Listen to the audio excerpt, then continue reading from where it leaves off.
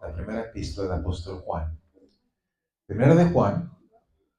Y esta mañana vamos a continuar con el capítulo 2 que iniciamos la semana pasada. Estamos tratando esta serie, De vuelta a lo básico, es el título de la serie, De vuelta a lo básico, porque aquí el apóstol nos enseña lo que es el fundamento de nuestra fe, lo que es lo verdadero. Y las preguntas que hemos estado tratando es, ¿cómo es el cristianismo real? ¿Existe realmente un cristianismo genuino? ¿Cómo es? ¿Qué es ser un verdadero cristiano? Y la semana pasada, usted recuerda, la pregunta fue, ¿cómo podemos estar seguros de que somos salvos? Yo no sé si usted se ha hecho esa pregunta, yo me he hecho esa pregunta. ¿Cómo estoy seguro de que soy salvo? How do I know I'm saved? ¿Cómo puedo estar seguro que soy salvo? Que el Señor me ha perdonado, que realmente tengo vida eterna, que todo esto que he aprendido hasta ahorita es la verdad. Y estas son las preguntas a cuales se dirige el apóstol Juan. ¿Cómo es el cristianismo real y cómo podemos estar seguros de que somos salvos? Y usted recuerda la semana pasada, en 1 de Juan, capítulo 5, versículo 13, Juan nos da el propósito por el cual escribió esta carta. Dice así, capítulo 5, versículo 13, estas cosas os he escrito a vosotros que creéis en el nombre del Hijo de Dios, para nosotros, para el pueblo del Señor, para los salvos, para que sepáis que tenéis vida eterna y para que creáis en el nombre del Hijo de Dios. Y ponga énfasis en esa palabra, para que sepáis, para que estés seguro, para que sepas con toda certeza que tienes vida eterna, que eres salvo, para que sepas seguro y con toda certeza que tú eres salvo. Y el apóstol nos está diciendo aquí, el apóstol Juan nos está enseñando de cómo podemos nosotros saber, estar seguros de que somos salvos, que no haya duda. Pregunta, cuestiona en nuestra mente, en nuestro corazón acerca de nuestra salvación, sino que estemos seguros de que somos salvos. Y usted recuerda, nos dio 3 pruebas el apóstol Juan para que cualquier persona pueda determinar si verdaderamente es una persona salva. La primera prueba, la prueba de la actitud. Y la pregunta fue, ¿estoy cumpliendo la palabra de Dios? ¿Estoy yo cumpliendo, obedeciendo, en otra palabra, la palabra de Dios? Si usted quiere saber si realmente es una persona genuinamente salva, un verdadero hijo de Dios, la primera prueba que nos da Juan es la prueba de la actitud. Estoy cumpliendo la palabra de Dios, estoy obedeciendo la palabra de Dios. La segunda prueba, estoy siguiendo el ejemplo de Jesús. En mi vida cotidiana, en mi vida diaria, estoy realmente siguiendo el ejemplo de Jesús. Estoy viviendo, imitando a nuestro Señor Jesucristo. Y la tercera prueba fue la prueba del afecto. Estoy mostrando el amor de Dios. Realmente estoy mostrando el amor de Dios. Y como decía la semana pasada, es difícil muchas veces demostrar el amor de Dios a aquellas personas que no hacen la vida pesada, que no hacen la vida difícil, en el trabajo, en la familia aún. Es difícil amar a aquellas personas. Pero es ahí donde se muestra que realmente somos salvos. Cuando a pesar de cómo nos tratan, las cosas que nos dicen, todas esas cosas, demostramos un amor genuino. Es lo que el Señor espera de nosotros. Eso va a comprobar que realmente somos salvos, que realmente somos diferentes. Ahora, después de establecer que somos salvos, ahora Juan en el capítulo 2 continúa a hablar o comienza a hablar sobre el progreso de la fe. En otras palabras, la madurez espiritual. Después de establecer que somos salvos, ¿ahora qué? Después de recibir a Jesucristo como Señor y Salvador, ¿ahora qué? Es ahí donde comienza entonces la madurez espiritual, un progreso en la fe, un progreso hacia la madurez espiritual. Hay muchas personas que piensan hoy en día que la salvación es la meta, el objetivo, que todo lo que importa es la salvación. Pero mis hermanos, la salvación no es un destino. La salvación es el comienzo de un viaje de toda la vida. Desde el momento que aceptamos a Jesucristo como Señor y Salvador, aceptamos la salvación que Dios ofrece a través de Jesucristo, comienza ahora un viaje de toda la vida, un progreso hacia la madurez espiritual. De hecho, el Nuevo Testamento está lleno de esta idea del progreso. Por ejemplo, Hebreos capítulo 6, versículo 1. Dice así: por tanto, dejando ya los rudimentos de la doctrina de Cristo, vamos adelante, progresemos a la perfección. Vamos adelante hacia la madurez espiritual, no echando otra vez el fundamento del arrepentimiento de obras muertas, de la fe en Dios. No quedarnos solamente en lo que es el tema de la salvación, sino que continuar, crecer, madurar. Y la Biblia enseña claramente que la meta de que Jesucristo vino, el objetivo de cuando Cristo vino, era primeramente atraer a las personas a la salvación, pero también para llevar a las personas a la fe o a la madurez espiritual. Vino con dos propósitos, no solamente para salvarnos, para redimirnos, pero para también llevarnos a la madurez espiritual. Pero a veces, como humanos que somos, cuando nos comparamos con lo que leemos acerca de la madurez espiritual de otras personas que han hecho grandes obras para Dios, como que nos desanimamos. Yo nunca voy a ser como aquella persona. Una persona que ha hecho grandes cosas para Dios. ¿Cómo puedo yo ser como aquella persona? Nos desanimamos. Juan, ahora, en este capítulo 2, lleva su atención de las pruebas que determinan nuestra salvación, ahora a animarnos a continuar creciendo después de haber sido salvos. Después de la salvación, ¿ahora qué? Ahora Juan nos lleva a animarnos a continuar creciendo en las cosas del Señor. Vaya conmigo, capítulo 2, primero de Juan, versículos 12 al 17. Dice así: os escribo a vosotros, hijitos, porque vuestros pecados os han sido perdonados por su nombre. Os escribo a vosotros, padres, porque conocéis al que es desde el principio. Os escribo a vosotros, jóvenes, porque habéis vencido al maligno. Os escribo a vosotros, hijitos, porque habéis conocido al Padre. Os escribo a vosotros, padres, porque habéis conocido al que es desde el principio. Os he escrito a vosotros, jóvenes, porque sois fuertes y la palabra de Dios permanece en vosotros y habéis vencido al maligno. Luego dice así el versículo 15: no améis al mundo ni las cosas que están en el mundo. Si alguno ama al mundo, el amor del Padre no está en él. Porque todo lo que hay en el mundo, los deseos de la carne, los deseos de los ojos y la vanagloria de la vida, no provienen del Padre, sino del mundo. Y el mundo pasa y sus deseos, pero el que hace la voluntad de Dios permanece para siempre. Yo quiero que veamos aquí, en este pasaje, que hay tres cosas que Juan quiere reforzar a sus lectores. Hay algo que recordar, hay algo que resistir y hay razones por las cuales resistir. Tres cosas: algo que recordar, algo que resistir y las razones por las cuales resistir estas cosas. Primeramente, recordar la importancia de crecer. Recuerda crecer. Regresamos a los versículos 12 al 14. Dice así, escribe el apóstol Juan de esta manera: os escribo a vosotros, hijitos, porque vuestros pecados han sido perdonados por su nombre. Os escribo a vosotros, padres, porque conocéis al que es desde el principio. Os escribo a vosotros, jóvenes, porque habéis vencido al maligno. Os escribo a vosotros, hijitos, porque habéis conocido al Padre. Os he escrito a vosotros, padres, porque habéis conocido al que es desde el principio. Os he escrito a vosotros, jóvenes, porque sois fuertes y la palabra de Dios permanece en vosotros y habéis vencido al maligno.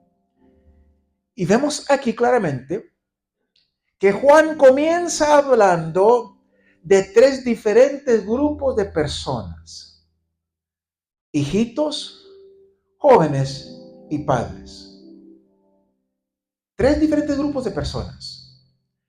La pregunta entonces es: ¿serán estas palabras dirigidas a tres grupos de edad? ¿Acaso se está refiriendo aquí el apóstol Juan a tres grupos de edad? ¿O está hablando de 3 etapas de crecimiento espiritual? ¿De qué está hablando? Cuando se refiere a hijitos, a jóvenes y a padres. ¿A la edad o etapas del crecimiento espiritual? Pues déjeme decirle que estas categorías, mis hermanos, no tienen nada que ver con la edad. No tienen nada que ver con género.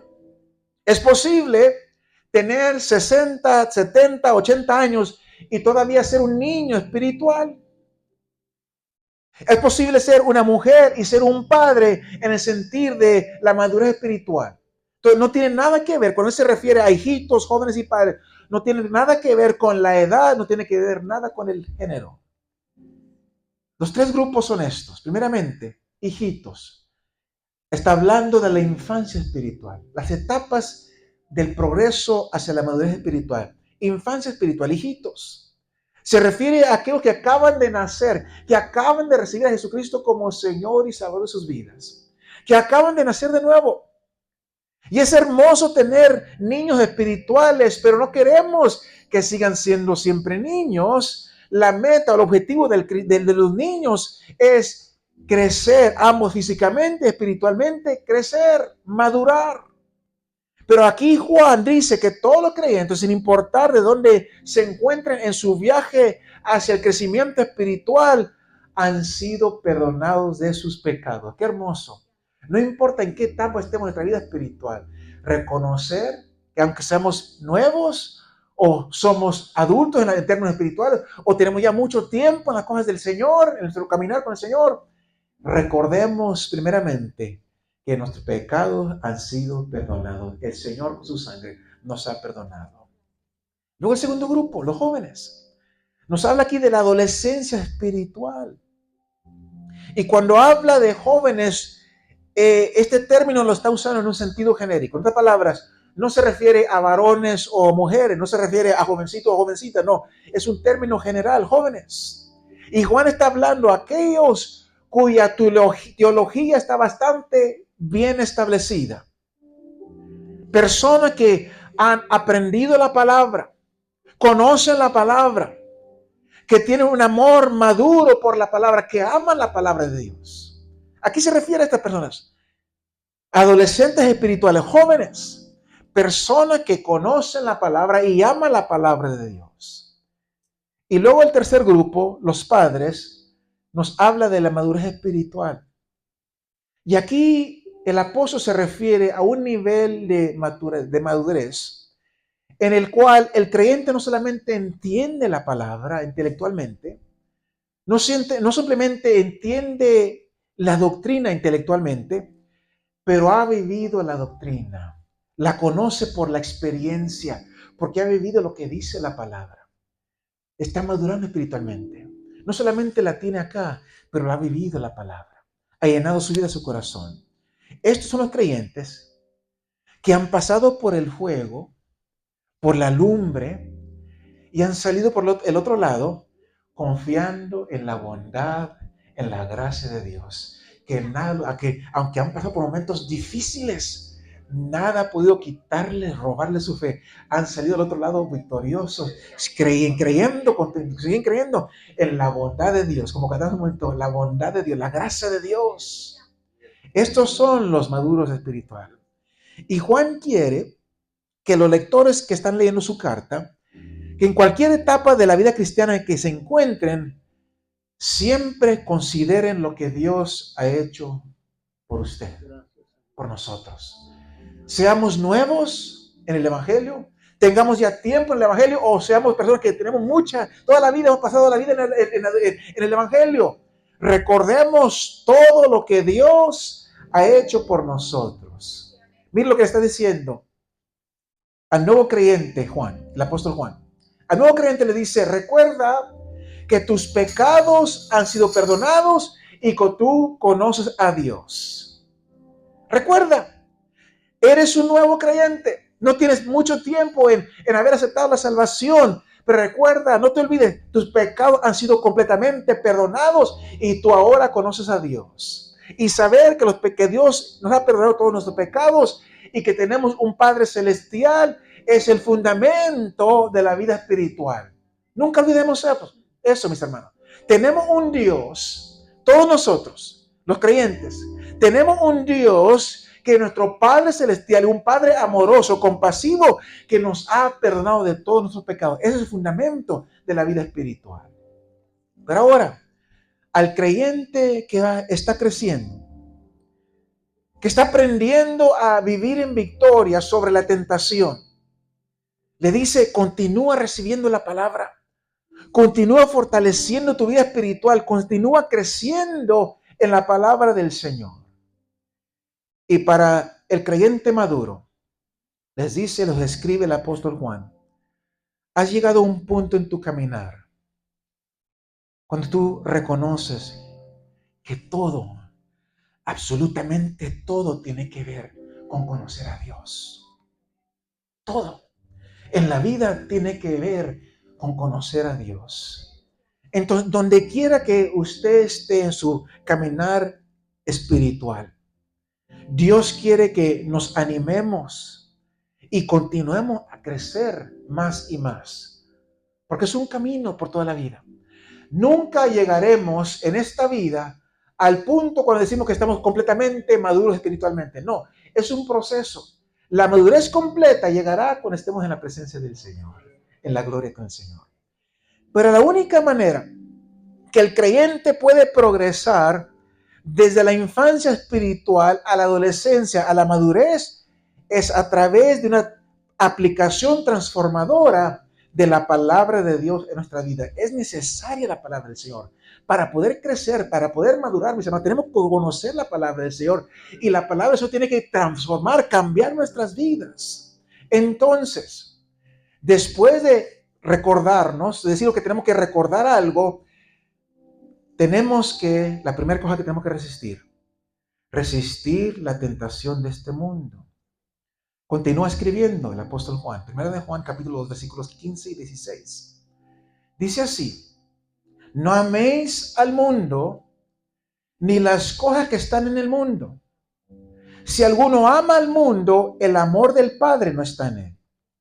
Porque todo lo que hay en el mundo, los deseos de la carne, los deseos de los ojos y la vanagloria de la vida, no provienen del Padre, sino del mundo.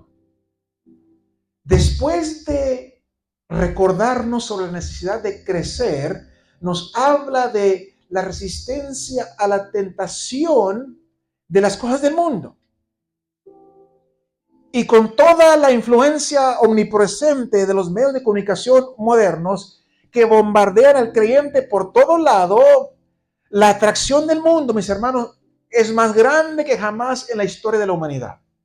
Por todos lados somos bombardeados con la atracción del mundo. Todo alrededor de nosotros quiere que nosotros nos enamoremos con este mundo. Entonces, de lo que está hablando aquí el apóstol Juan, es lo que llamamos la mundanalidad. El problema de la mundanalidad. La mundanalidad, mis hermanos, a través de la historia de la humanidad, ha sido definida muchas veces en términos no bíblicos. ¿Por qué digo esto? Porque muchas veces hemos llamado la mundanalidad a cosas que realmente no lo son. Por ejemplo, usted recuerda, ustedes que tienen mi edad, una persona no puede involucrarse en la política porque es mundano. Una persona no puede ver la televisión porque eso es del diablo. ¿Usted recuerda? ¿Usted recuerda? No prenda el radio porque es del diablo. Todo era del diablo. Todo era mundano. Por eso quiero que entendamos esto, porque muchas veces nuestra definición de la mundanalidad no es lo que dice la palabra del Señor. El problema ha sido que muchas de las definiciones que nosotros le hemos dado a la mundanalidad se han desviado mucho del tema que dice la palabra del Señor. ¿Qué es la mundanalidad? ¿Qué es? Bueno, versículo 15. El apóstol nos da una exhortación. Dice, no améis al mundo ni las cosas que están en el mundo. Después de darnos un mandamiento o después de dar una palabra de exhortación, de ánimo, ahora nos lleva el apóstol Juan y nos da un mandamiento. No es una sugerencia, es un mandamiento. No améis al mundo ni las cosas que están en el mundo. Es un mandamiento. Y este mandamiento está escrito en el tiempo presente. Podemos traducirlo: deja de amar al mundo, no continúes amando al mundo. Ten cuidado.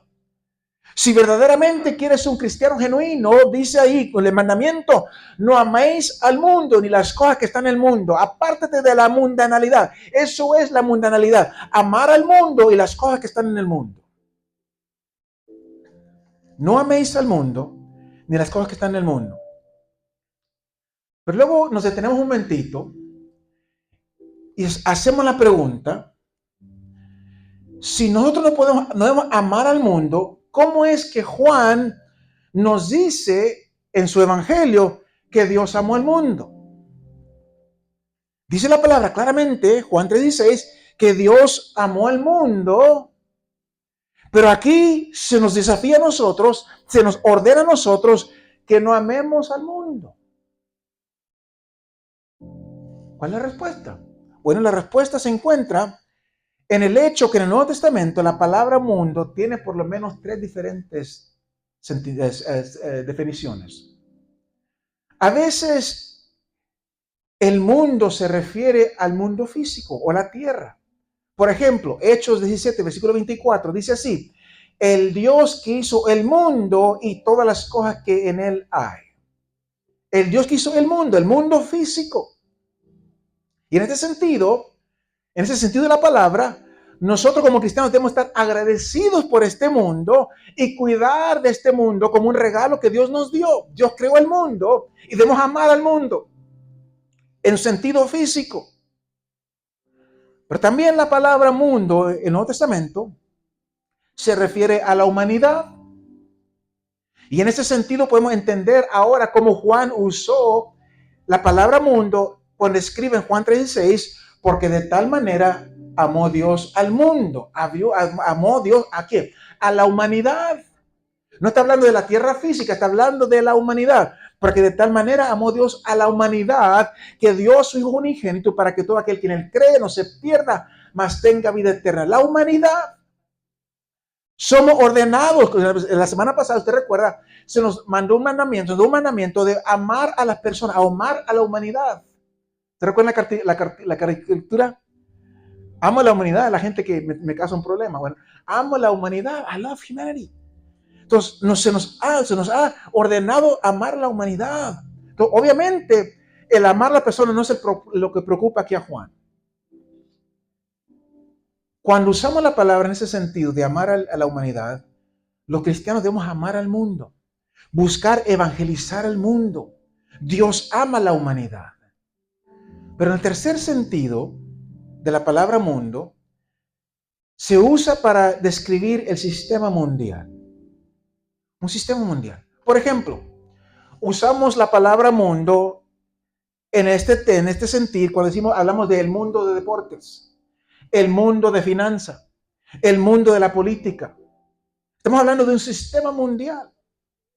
No es un mundo separado del mundo físico, sino que es un sistema organizado que se compone de actividades, propósitos, sistemas de valores. Lo que Juan está diciendo es que este mundo tiene su propio sistema de valores y nosotros no debemos de dejarnos ser engañados porque este mundo es seriamente hostil contra el reino de Dios. Los sistemas de este mundo son hostiles, van en contra de lo que enseña la palabra del Señor. Entonces, cuando usamos la palabra mundo en este tercer sentido, el cristiano debe rechazar al mundo y conducir nuestras vidas de acuerdo al conjunto de valores completamente diferentes que encontramos en la palabra del Señor. Ahora, por necesidad, como cristianos somos miembros del mundo humano, vivimos en un mundo físico, pero no debemos encontrar nuestros valores en el sistema mundial de este mundo.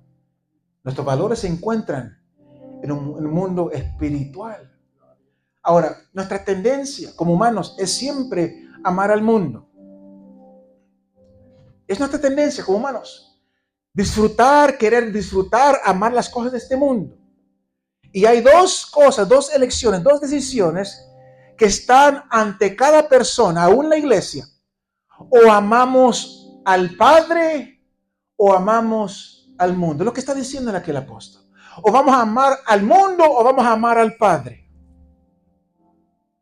Entonces, ahí está entonces la exhortación. Pero luego encontramos una explicación.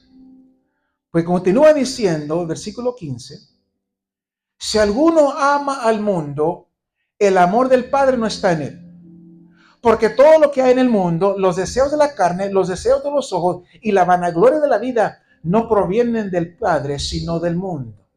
Y aquí encontramos, hermano, una triple descripción de lo que Juan ve como la presión que el mundo ejerce sobre cualquier persona que intenta vivir para Dios. Tres cosas, tres presiones que vienen sobre la persona que intenta vivir para Dios. Los deseos de la carne, presión física. Los deseos de los ojos, presión mental. La vanagloria de la vida, presión espiritual. Tres presiones que van a venir sobre cada persona que realmente quiere ser un cristiano genuino, que realmente quiere amar al Padre y no al mundo. Presión física, presión mental, presión espiritual. Deseos de la carne, deseos de los ojos, de la vanagloria de la vida. Y cada una de estas cosas en su propia manera apela a nuestros apetitos normales y nos tientan a buscar satisfacer esos apetitos en maneras prohibidas. Primeramente, los deseos de la carne. Pablo en Gálatas capítulo 5 nos da una idea acerca de lo que es la carne. Versículo 19, versículo 21 dice así. Escribe el apóstol Pablo. Y manifiestas son las obras de la carne. ¿Qué son? ¿Cuáles son? Adulterio, fornicación, inmundicia, lascivia, idolatría, hechicerías, enemistades, pleitos, celos, iras, contiendas, disensiones, herejías, envidias, homicidios, borracheras, orgías y cosas semejantes a esta. Estas son las obras de la carne. Y está escribiendo aquí Juan que el mundo ejerce presión sobre aquella persona que busca realmente vivir para Dios a través de los deseos de la carne, a través de estas cosas. Entonces, estas cosas que en alguna manera nos llevan los deseos de la buena naturaleza al extremo, son cosas de la carne. Juan tiene en mente cualquier deseo, sea pecaminoso o no, que nos aleja de Dios, por lo menos rompe nuestra comunión con Dios, lo hace imposible. Aquella persona que sigue estas cosas que están escritas allí, que viven estas cosas, por lo menos, dice el apóstol, por lo menos va a romper nuestra comunicación, nuestra comunión con Dios. Hace nuestra comunión con Dios imposible. Los deseos de la carne. El segundo de las presiones, los deseos de los ojos. Este es el anhelo codicioso de querer lo que los ojos ven. Quieren todo lo que ven. Mientras que los deseos de la carne y los deseos de los ojos, ambos tratan con los deseos de las cosas que no tenemos presentemente. La vanagloria de la vida rechaza o se refiere al orgullo pecaminoso de las cosas que ya tenemos. Una vez más, los deseos de la carne, los deseos de los ojos se refieren a cosas que no tenemos ahorita, y la vanagloria de la vida se refiere a aquellas cosas de las cuales nos orgullecemos porque ya las tenemos. La vanagloria de la vida. La vanagloria de la vida es un orgullo por lo que uno tiene o por lo que uno hace.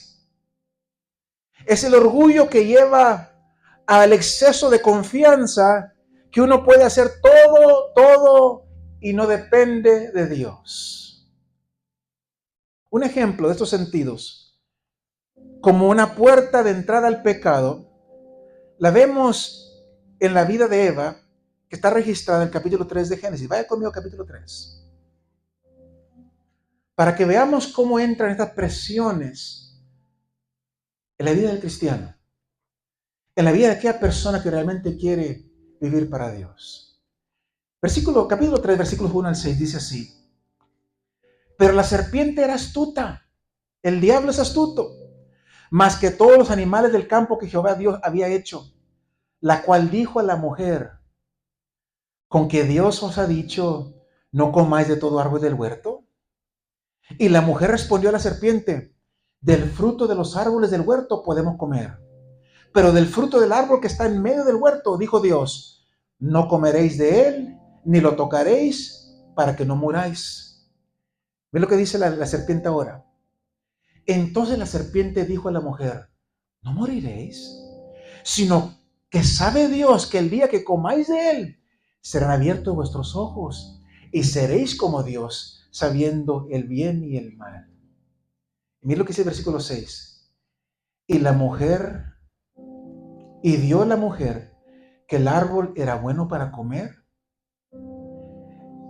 el árbol era agradable a los ojos, y el árbol codiciable para alcanzar la sabiduría. Y tomó de su fruto y comió, y dio también a su marido, el cual comió así como ella. El enemigo astuto supo cómo llegar a aquella persona.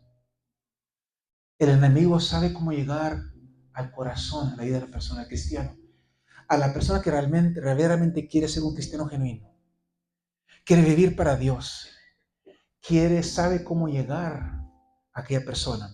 En este relato bíblico vemos cada una de estas tres diferentes estratagemas que el mundo ejerce, o las presiones que el mundo ejerce sobre cualquier persona que intenta vivir para Dios. Vemos los deseos de la carne, era bueno para comer, dice así. Vemos los deseos de los ojos, que era agradable a la vista. Y vemos la vanagloria de la vida, que se deseaba para ser sabio. Las tres estratagemas, las tres presiones que el diablo, el mundo ejerce sobre el cristiano que quiere vivir para Dios, las encontramos aún en el jardín de Edén. Lo mismo lo encontramos en la tentación de Jesús en el desierto. Mateo 4, versículos 1 al 11. Dice que Satanás le dijo a Jesús: si eres el Hijo de Dios, di que estas piedras se conviertan en pan. Los deseos de la carne. Satanás le mostró todos los reinos del mundo y la gloria de ellos. Versículo 8. Los deseos de los ojos. Y Satanás le ofreció todo, le dijo a Jesús: todo esto te daré, la vanagloria de la vida. Entonces, ¿qué es la mundanalidad? La mundanalidad es, mis hermanos, la lujuria o los deseos de la carne, una pasión por la satisfacción sensual. La lujuria o los deseos de los ojos, un deseo desmesurado por las cosas más refinidas de la vida. La soberbia o la vanagloria de la vida, la autosatisfacción en lo que somos, lo que tenemos y lo que hemos hecho. Entonces podemos decir que la mundanalidad entonces es la preocupación por la comodidad, por la riqueza. La mundanalidad eleva la comodidad de la criatura hasta el punto de la idolatría. Los altos salarios, los estilos de vida cómodos se convierten en la necesidad de la vida. No, una vez más, hay cosas que son buenas, pero cuando llegan al extremo se convierten en todas cosas negativas. La mundanalidad es leer o ver los magazines acerca de aquellas personas que tienen estilos de vida ricos y famosos y querer ser como ellos. Oh, yo quisiera tener la vida que ellos tienen. Pero más que eso, la mundanalidad es simplemente un orgullo, un egoísmo disfrazado. Es resentirse cuando alguien nos desdeña, nos trata con condescendencia o se luce. Nos resentimos, nos dolimos cuando con cada desaire, cuando cuestionamos cada palabra que se dice contra nosotros, nos encogemos cada vez que se prefiere a otra persona antes que nosotros. La mundanalidad también es albergar rencor, alimentar quejas, regodearse en la autocompasión. Esto es mundanalidad. Y es en estas cosas que muchas veces nosotros somos iguales al mundo. Entonces, por eso nos dice el apóstol aquí, debemos resistir estas cosas. Si realmente vamos a vivir una vida que agrada a Dios, vamos a ser cristianos verdaderos, estas cosas no deben ser parte de nuestra vida. Debemos rechazar estas cosas. Rechazar las cosas, resistir las tentaciones de este mundo. Y la tercera cosa, razones por cual no amar este mundo, nos da el apóstol aquí. Ahora aquí, después de darnos estas cosas que debemos rechazar, nos da las razones por las cuales rechazar estas cosas del mundo. Dos razones sólidas por las cuales el dejarnos llevar por el encanto de este mundo no es una buena idea. No es buena idea dejarnos llevar por este mundo. ¿Por qué? Porque primeramente, porque nos excluye del amor del Padre. Versículo 15 le dice: si alguno ama al mundo, el amor del Padre no está en él. Si uno se deja llevar por este mundo, si uno ama las cosas de este mundo, el amor del Padre no está en él.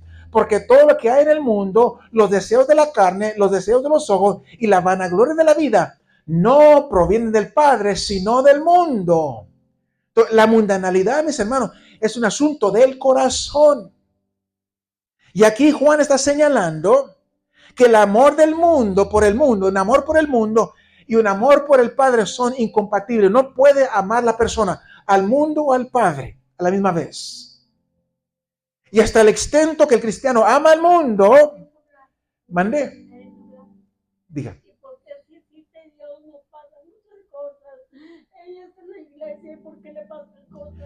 Porque Dios es amor, mis hermanas, y vivimos en un mundo tristemente de pecado.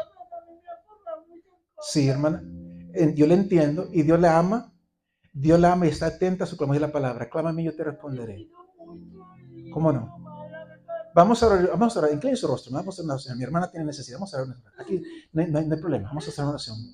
Padre Celestial, en el nombre de Jesús, te presento a tu hija. Dale su mano. Te presento a tu hija. Venga, Señor. Te presento a tu hija, Señor, que en este momento está clamando. Padre, confirma tu palabra obrando en el nombre de Jesús. Confirma tu palabra en el nombre de Jesús. Extiende tu mano, Padre, en el nombre de Jesús. Y hazla libre, sánala completamente, Señor. Toca su corazón, toca su alma y toca su cuerpo. En el nombre de Jesús, confirma la palabra, Señor. Haciendo un milagro esta mañana en la vida de tu hija, Señor. Dale paz en su corazón, dale alegría, abraza al Espíritu Santo, que ella pueda sentir el amor que sobrepasa todo el entendimiento, que ella pueda sentir la paz que sobrepasa todo entendimiento.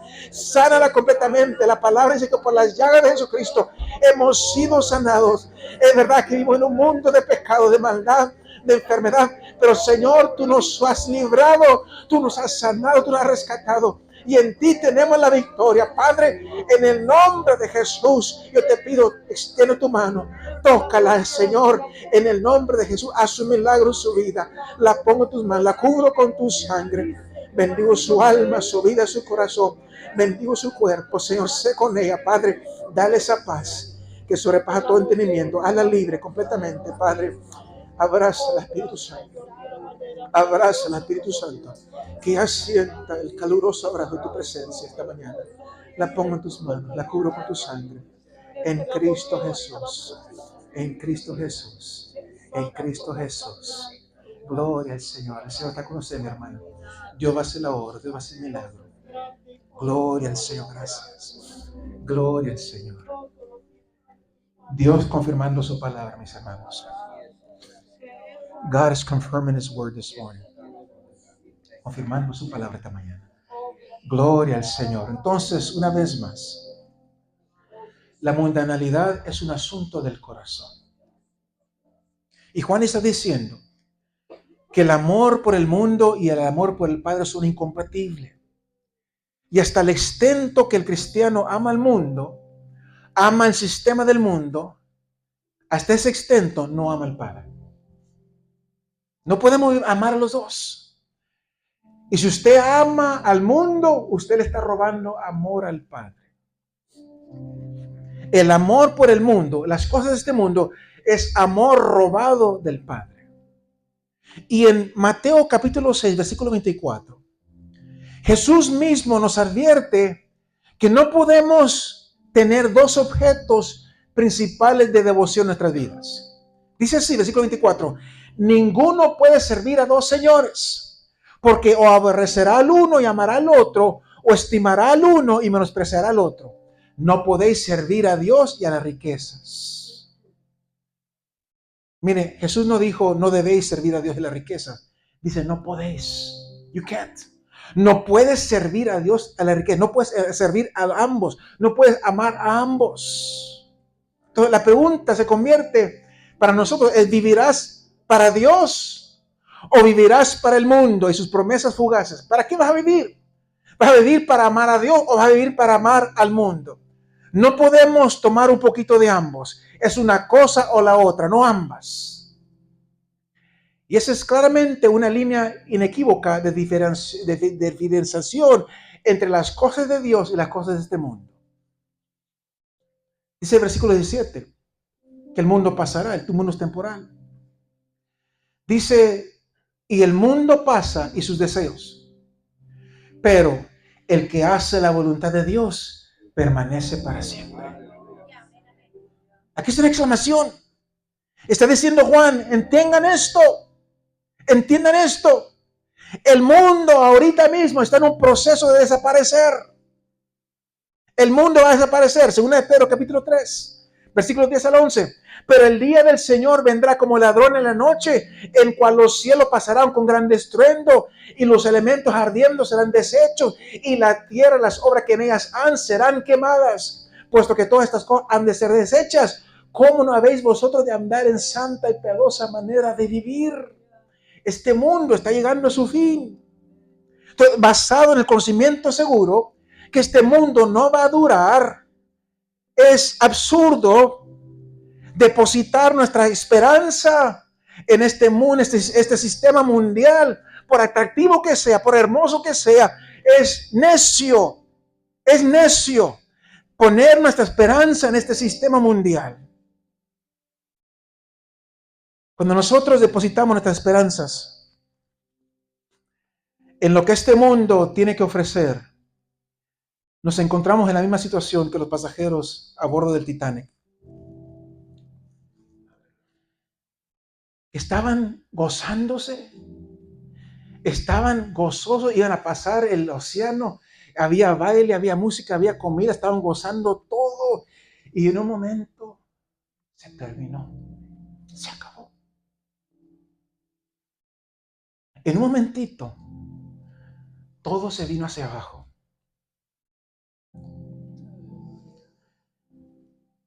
Tal vez hoy en día nos la estamos pasando genial, pero este gran momento puede ser más corto que lo que pensamos. Entonces, la pregunta con la cual yo quiero terminar esta mañana es, ¿en qué estás poniendo tus esperanzas? ¿Con qué propósito estás viviendo tu vida? ¿Cuáles son tus objetivos, tus metas? Como dije, todos tenemos objetivos, todos tenemos metas. Pero ¿te están acercando a Dios o te están apartando de Dios? ¿Están tomando el lugar de Dios en tu vida? Eso tenemos que tener cuidado. Cuando las cosas de este mundo comienzan a tomar la prioridad de nuestra vida, entonces la pregunta es, ¿con qué propósito estás viviendo tu vida? Aquí Juan nos está advirtiendo, recordando una vez más, que nos aseguremos que hemos puesto nuestras esperanzas en algo que va a durar, que es la vida eterna. Como cristianos, vivimos en el mundo físico, pero nos ha ordenado a no ser parte del mundo espiritualmente hablando. Vivimos aquí, pero no somos de aquí.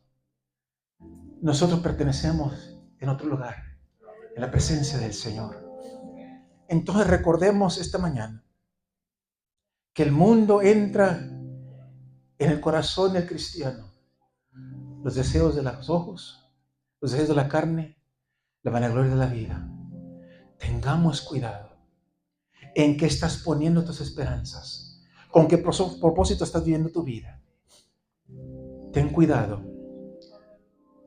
cuidado con tu corazón. Guarda tu corazón, dice la palabra, porque de él mana la vida. Guarda tu corazón. Mantente firme. Mantente fiel a la palabra. Obedece la palabra. Vive la palabra. Ponla en tu vida. El Señor te ama a ti. El Señor te ama. Y el Señor quiere que seamos una iglesia preparada. Él viene pronto. Muy pronto esto va a terminar. Pero tenemos esperanza en que Cristo regresa por nosotros. Un día estemos en gloria con Él. El Señor te ama. Póngase de pie esta mañana.